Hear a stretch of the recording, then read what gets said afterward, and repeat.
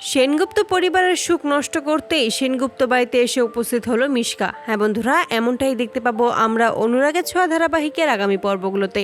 এতগুলো বছর পর সেনগুপ্ত পরিবারের খুশির ঢেউ বয়ে যায়। যখন সেনগুপ্ত পরিবারের সকলেই জানতে পারে যে রূপা মা হবে, তখন একই সাথে ডাবল খুশি পেয়ে সকলেই খুশিতে মাতোয়ারা হয়ে ওঠে। সকলেই একসাথে খুশি দেখে সোনা মনে মনে ভাবে যে এই সমস্ত খুশি শুধুমাত্র আমার জন্যই এতগুলো বছর নষ্ট হয়েছে। এতগুলো বছর সকলেই মন মরা হয়েছিল, এরকম খুশি কেউ পায়নি। এসব ভেবেই মন খারাপ হয়ে যায় সোনার। ঠিক সেই মুহূর্তেই দীপা সোনার কাছে আসে আর বলে যে তুই আগের কথা চিন্তা করছিস তাই না? ওইসব চিন্তা করে কোনো লাভ হবে না। তুই যদি মন খারাপ করে থাকিস তাহলে কি আমার ভালো লাগে বল? তোকে মন খারাপ করে থাকতে মানায় না। আমি তোর জীবনটাকে নতুন করে রঙিন করে দেব, সাজিয়ে দেব। সোনা তখন দীপাকে জড়িয়ে ধরে বলে, আমার জন্যই তোমার জীবন থেকে এতগুলো বছর নষ্ট হয়ে গেছে তাই না?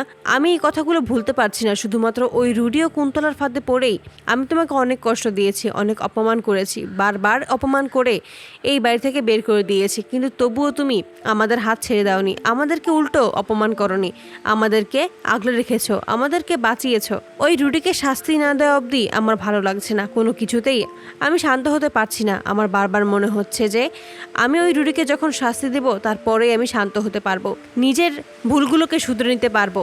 দীপা তখন সোনাকে শান্ত করে বলে, আগের কোনো কথাই তুই মনে রাখিস না, আমাদের সামনে এগিয়ে যেতে হবে। নিজেদের ভুলগুলোকে দূরে ঠেলে পিছনে ফেলেই আমাদের সামনে এগিয়ে যাওয়া উচিত। সোনা তখন বলে, আমি ওই রুডিকে নিজের হাতে শাস্তি নেওয়া অবধি শান্ত হতে পারবো না মা।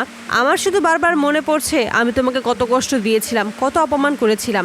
অপরদিকে মিশকা মনে মনে বলতে থাকে যে তোমাদের এই সুখ বেশিক্ষণ থাকবে না, কারণ আমি আবারও ফিরে আসছি।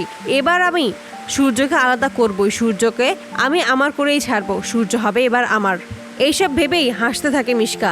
অপরদিকে দীপা ভাবতে থাকে, আমার কেন মনে হচ্ছে এই বাড়িতে নতুন বিপদ আসতে চলেছে, কেন মনটা কুগাইছে। তার পরের দিনেই সেনগুপ্ত বাড়িতে সকলের শান্তি নষ্ট করার জন্যই উপস্থিত হয় মিশকা। সেখানে এসেই দীপাকে বলে, আমি চলে এসেছি আমার সব কিছু বুঝে নিতে। তো বন্ধুরা, তোমাদের কি মনে হয় দীপা কি পারবে নিজের পরিবারের সুখ বজায় রাখতে এবং মিশকাকে উচিত শিক্ষা দিতে? কমেন্টে জানাও। আর নিয়মিত আপডেট পেতে আমাদের চ্যানেলটি এক্ষুনি সাবস্ক্রাইব করে পাশে থাকো। ধন্যবাদ।